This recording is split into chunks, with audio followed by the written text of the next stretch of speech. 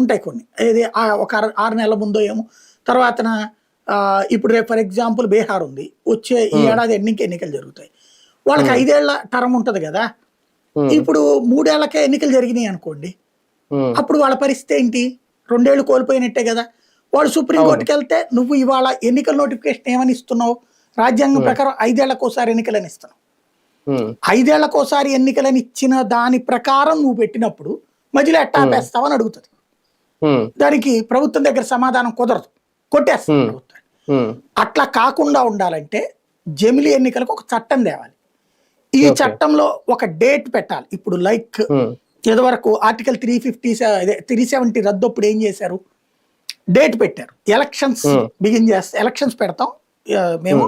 Elections అప్పటి నుంచి పూర్తిగా రన్నింగ్ లోకి వస్తే అప్పటిదాకా రాష్ట్రపతి పాలన అన్నటువంటిది ఒక కట్ ఆఫ్ డేట్ పెట్టారు.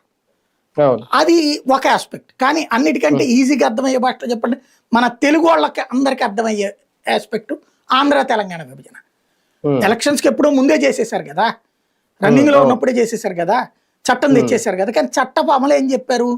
2014 ఎన్నికలు అయ్యాక జూన్ 2 కట్ ఆఫ్ డేట్ అని పెట్టారు. అంటే ఎన్నికలు మేలోనే అయిపోతాయి, జూన్ 2కి కట్ ఆఫ్ డేట్. అంటే జూన్ 2వ తారీఖు రాష్ట్ర విభజన జరిగినట్టు. ఆ రోజు